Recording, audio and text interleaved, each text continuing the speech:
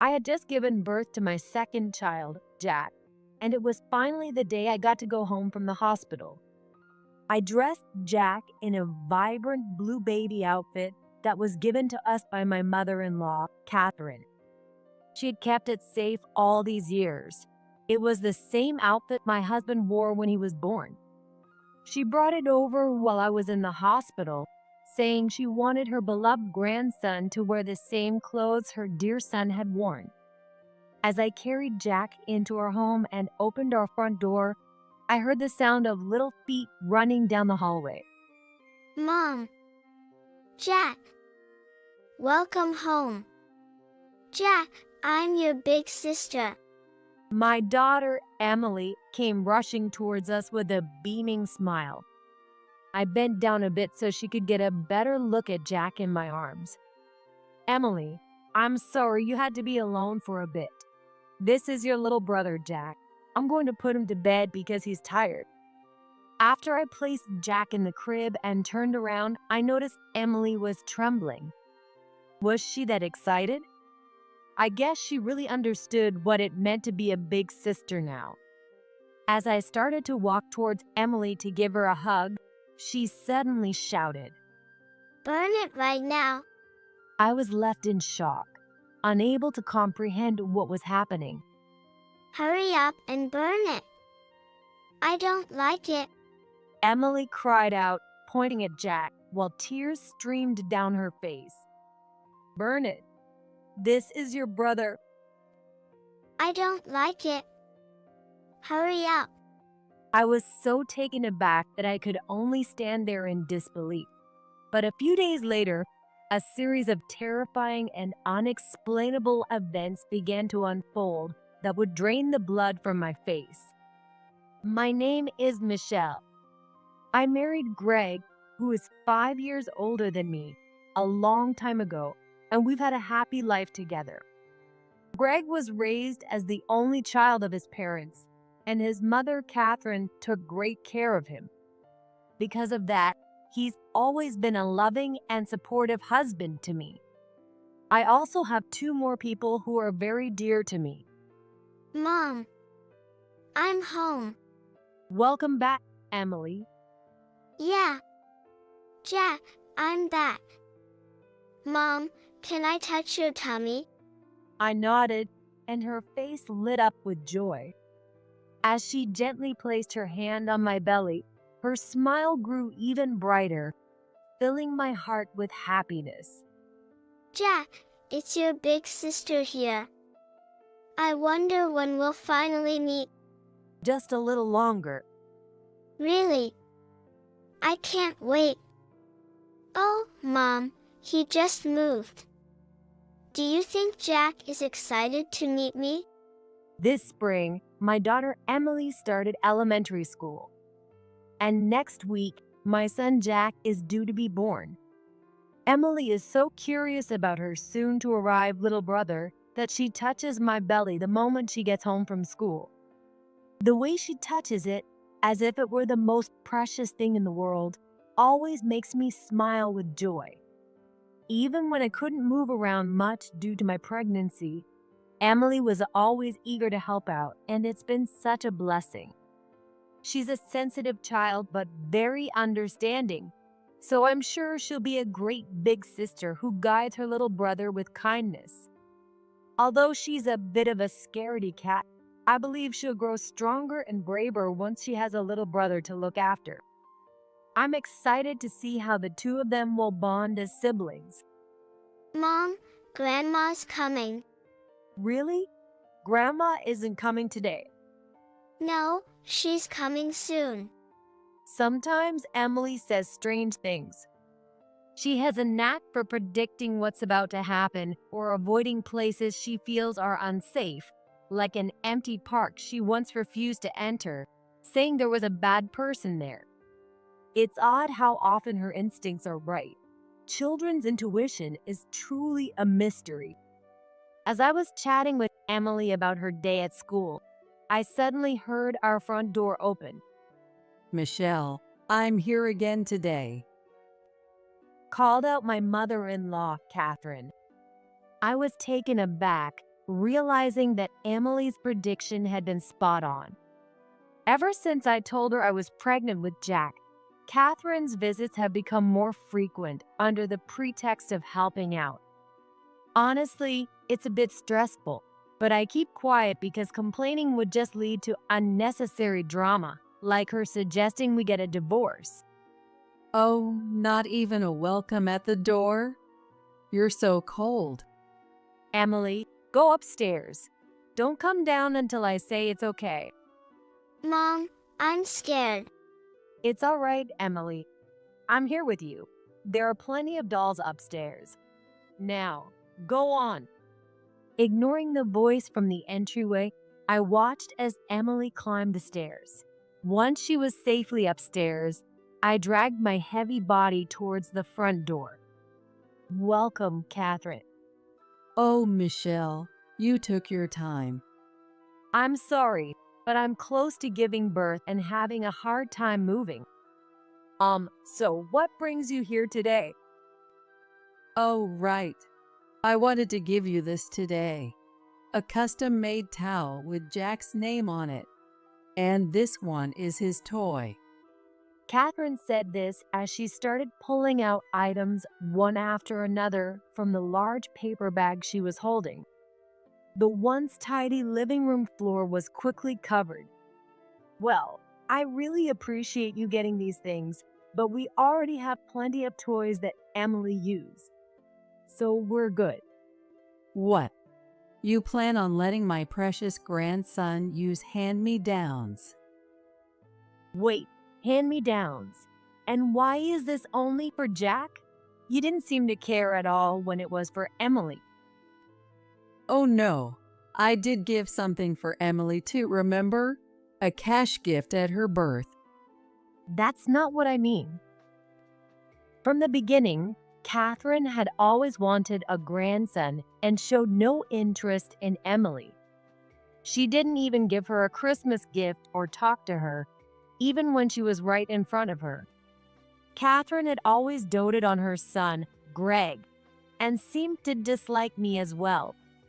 But when her long-awaited grandson turned out to be the wrong gender, her resentment towards me intensified, and she began suggesting that I was an incompetent wife and even that we should get a divorce. However, the moment she found out that our next child would be a boy, her attitude changed dramatically. Although her harassment of me continued, she started buying all sorts of things for Jack. But it was always just for Jack, never for Emily. That's why I always tell Emily to go play upstairs so she doesn't get hurt. So, your due date is soon, right? Yes, it's supposed to be next week. Hurry up and have him, will you? I'm sure little Jack is eager to meet his grandma. Without warning, Catherine suddenly reached out and touched my belly. The way she touched it and what she said made me feel incredibly uneasy. I thought it would be better to tell Bob, her husband, and ask him to stop her from coming over. Bob was already retired and usually stayed home. He's a gentleman and generally tries to avoid conflict, so he probably doesn't say anything about where Catherine goes. Bob is fond of Emily and even gives her some money secretly, so I'm sure he would help. With my due date approaching, I didn't want to move around much or get stressed from talking to Catherine. As I sat there, half listening to Catherine's endless complaints, I found myself zoning out. And then, a few days later, as I was resting like usual, I was suddenly hit with a sharp pain in my abdomen. My labor had started. I couldn't help but let out a small groan, and Emily immediately rushed over, worried. Mom, are you okay? I reassured her by patting her head and then quickly called my mom. Soon after, Greg, who had taken time off work in anticipation of the birth, took me straight to the hospital. Since this was my second child, there was no panic, and I safely delivered the baby. A few hours later, I was holding that tiny life in my arms. Hello, Jack. It's Mommy. Nice to meet you. It's Daddy.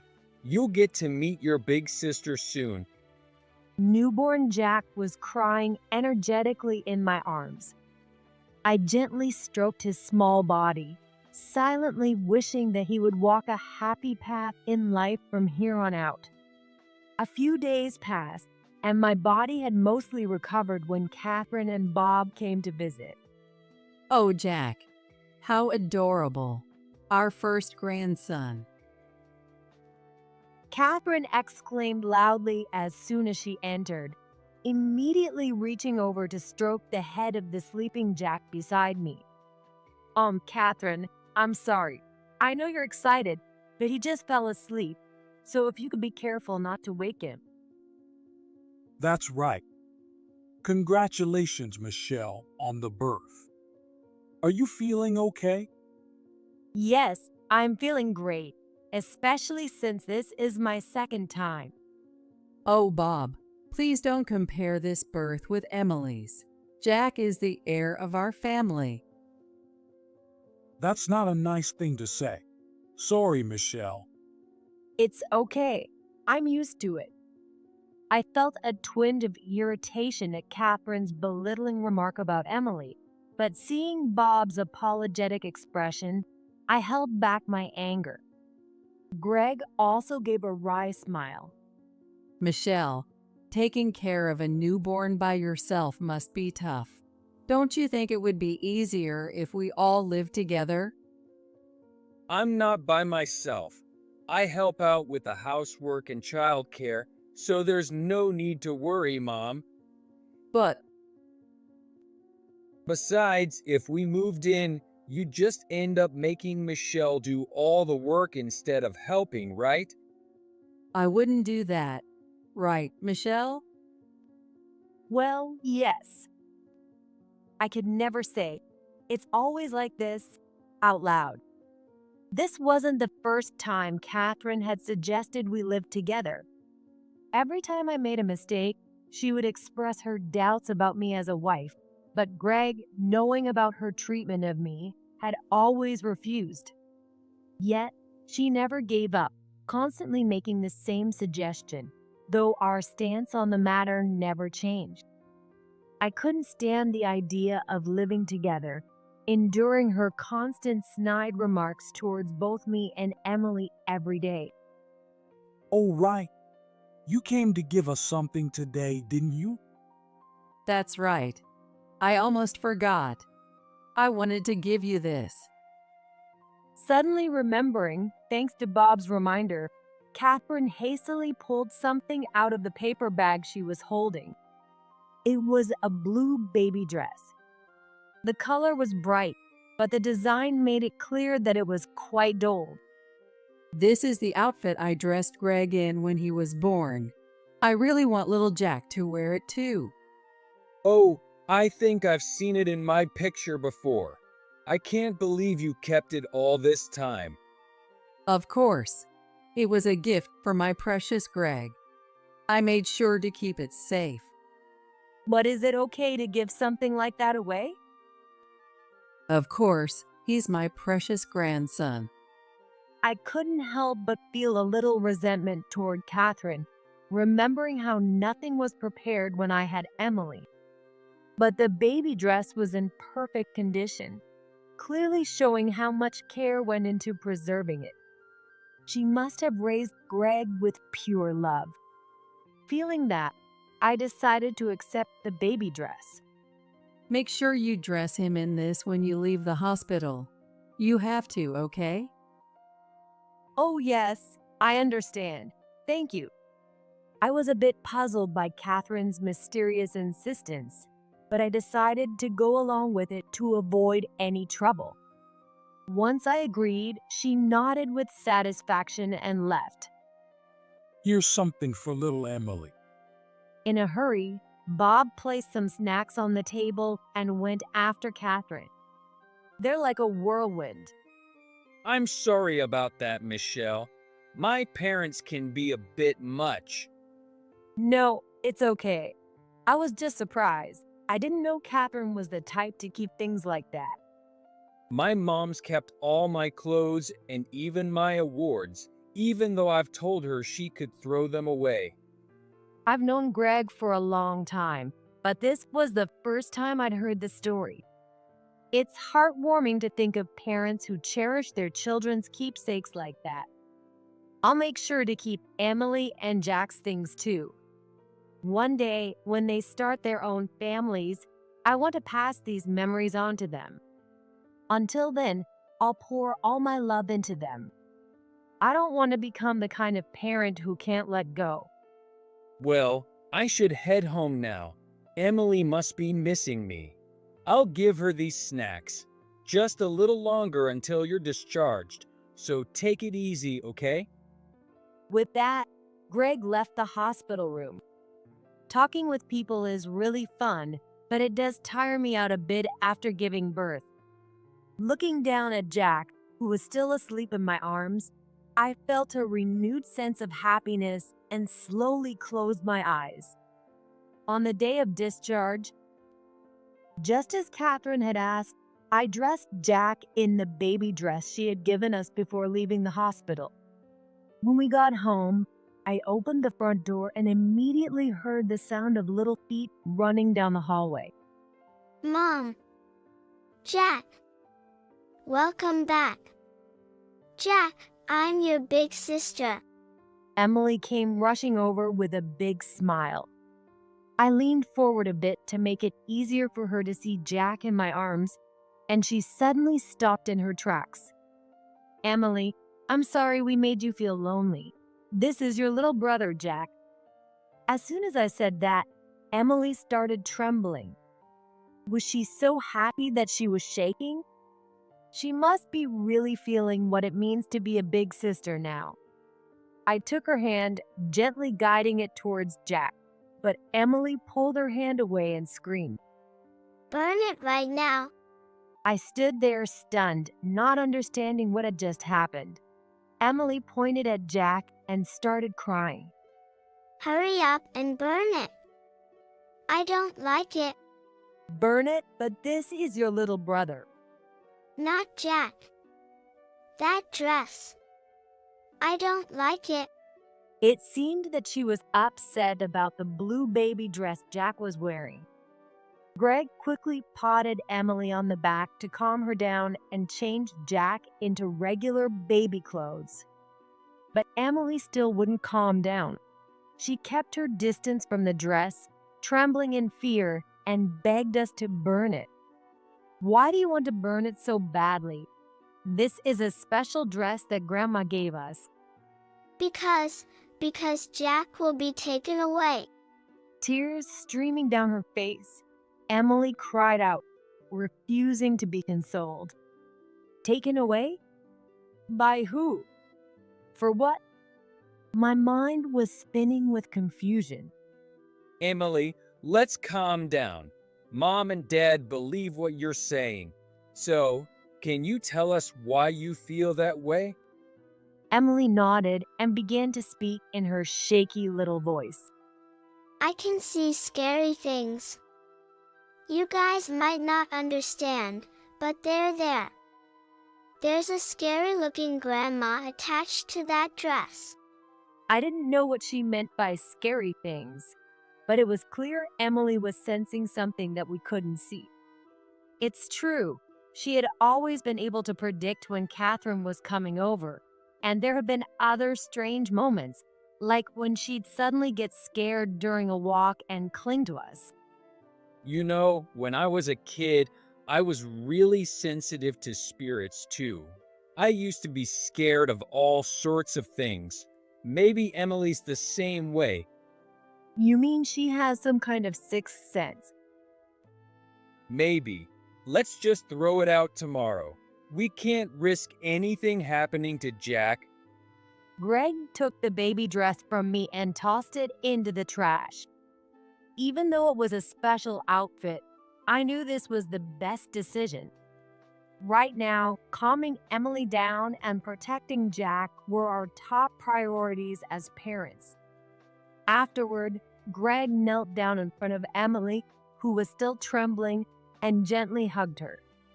As he stroked her head, he spoke softly with a warm expression. Emily, thank you for telling us. When I was little, I could see scary things too, just like you. So you don't have to be scared alone, okay? You can always tell mom or dad. Really? Thank you for trying to protect Jack. You're such a great big sister. Hearing that, Emily smiled happily, then fell asleep as if a weight had been lifted off her shoulders. Greg has always had a way of calming people down. His gentle voice makes you feel safe and relaxed. I remember how much I relied on him when I was anxious during my pregnancy. But this time, I can't just sit back and feel reassured. People say that children's intuition is often spot on, so I need to stay vigilant. I hope nothing happens. I'll stay home as much as I can, but be careful just in case. Call me right away if anything happens. I will. Michelle, you must be exhausted. I'll watch Jack, so go ahead and get some sleep with Emily. Good night. With that, I lay down next to Emily, holding her close for the first time in a while. I prayed that nothing would happen. The next day, as promised, we threw the baby dress out with the trash. I felt a little guilty about Catherine, but there was no guarantee that nothing would happen. Greg assured me that it was for the sake of the family, and if anything came up, he would handle it. She's still here. However, Emily remained uneasy and fidgety. No matter how many times I reassured her, she kept saying she was worried and wouldn't leave Jack's side. Despite this slightly unsettling atmosphere, a few days passed without incident. Goodbye, you two. Have a great day. One morning, after seeing Emily and Greg off, I locked the front door securely and sat down on the sofa. Jack was still sleeping, and I felt the exhaustion of the past few days catch up with me in the quietness of being alone for the first time in a while. Up until now, Greg had been working from home, so we'd been sharing the household chores and childcare duties. But today, he had an important meeting in the morning and had to go to his office. Jack's still asleep. Maybe I'll take a quick nap too. I lay down and closed my eyes. For a moment, Catherine crossed my mind, but she hadn't come over since before I gave birth, and nothing had happened so far, so I figured everything would be fine. With that rather naive thought, I drifted off into sleep. Mom, wake up. Something's wrong. Wake up, quick. In my dream, Emily was urgently pleading with me, and I suddenly woke up. I didn't know what was wrong, but a terrible sense of dread washed over me, and I broke out in a cold sweat. I frantically looked around the room. Nothing seemed out of place. Nothing had been disturbed, except for one thing. The baby crib was empty. Jack! I threw aside the bedding and checked around the crib, but he was nowhere to be found. Where could he be? A newborn like him couldn't have gotten out of the crib by himself. What could have happened while I was napping? My mind was in a complete panic, unable to piece together what was happening. I grabbed my smartphone, thinking I should call Greg, when I heard a noise from the front door. Rushing over, I found Catherine standing there, holding Jack in her arms. Catherine, what are you doing? This is kidnapping. Catherine flinched at my raised voice, something she wasn't used to hearing from me, and her grip on Jack loosened slightly. I took that chance to push her aside and snatched Jack back from her. What on earth were you thinking? And how did you even get inside? Oh, Michelle, you've got it all wrong. I just thought you might be having a hard time managing alone. so I was just going to take Jack back home with me.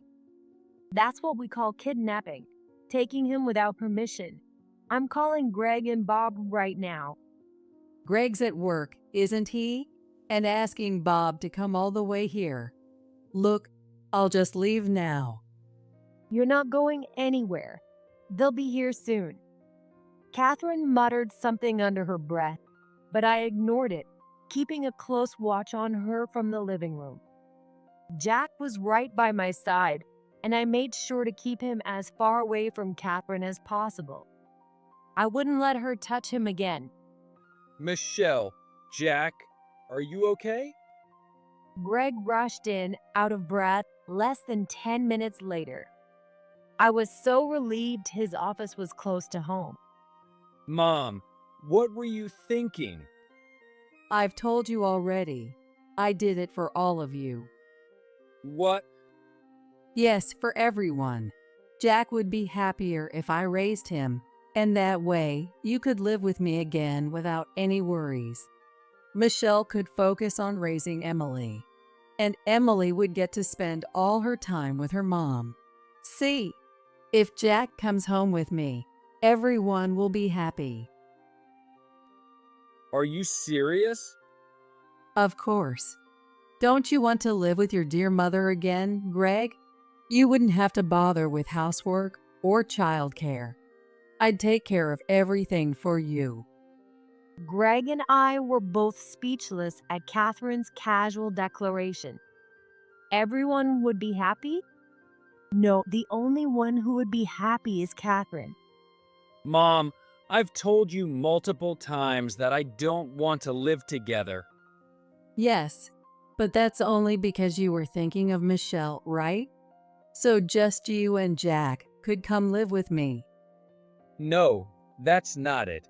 Sure, I used Michelle as an excuse, but the truth is, I've never wanted to live with you, Mom, especially not at the expense of my own family. How can you say that? We'd still see each other all the time, and we'd be happier than ever. We're a family of 4. If anyone is missing, there's no way we could be happier than before. Greg sighed deeply, clearly frustrated with his mother's logic. I felt the same way. We're happy because we're all together. The thought of living apart just isn't something I can imagine. But Catherine didn't seem to understand this. She tilted her head in confusion, as if she was about to argue back, but just then, the doorbell rang. I got Greg's message. Michelle, I'm truly sorry for all of this. Oh, Bob, please don't apologize.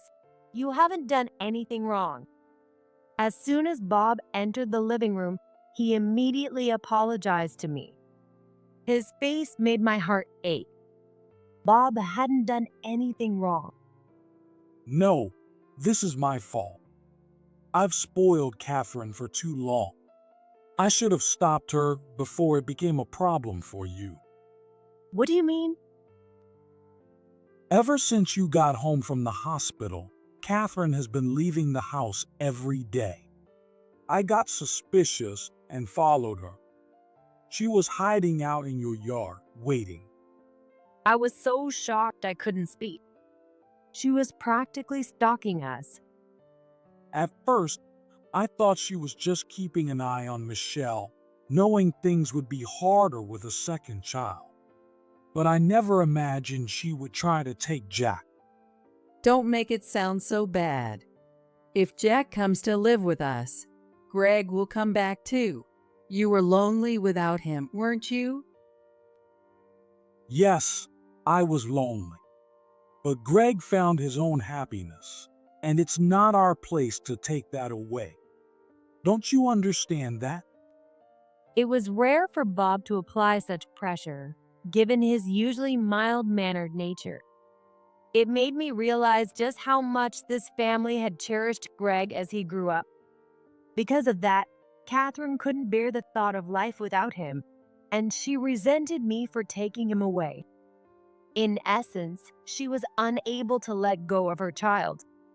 That's likely why she came up with this plan to take Jack, thinking she could have her beloved grandson and bring her son back home at the same time. I know that years from now, when Emily and Jack grow up and leave home, I'll likely feel the same loneliness. I'll want to keep them close, to have them stay my little children forever.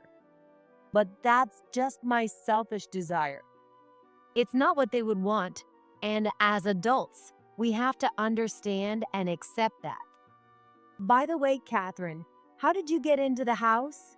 I'm pretty sure I locked the door. I finally asked the question that had been nagging at me. Catherine averted her eyes, looking a bit uncomfortable, but then she responded with a surprising bluntness. I made a spare key. I thought it would be useful in case something happened to Greg or Jack. You did what? Of course I did. I need to protect my son. Protect. What you're doing is nothing but harassment and illegal trespassing. How dare you? I'm only thinking of Greg's well-being.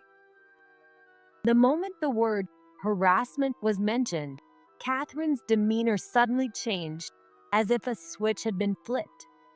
Someone as unreliable as Michelle could never make Greg happy. That's why I have to protect him. So that's why you've been harassing Michelle. Exactly. Michelle's always getting sick, almost every month. Greg would be so much happier living with his mom than with such a weak wife. Wait, how do you even know about that, Mom? The heated argument came to an abrupt halt. The tense atmosphere that had been building suddenly turned cold. A sense of dread washed over me. Catherine had been coming to the house on days when it was just me, when Emily and Greg weren't home. She would come while I was sleeping. Even if she had been lingering in the yard, watching the house, how could she have known the perfect moment to enter when all the windows and curtains were closed?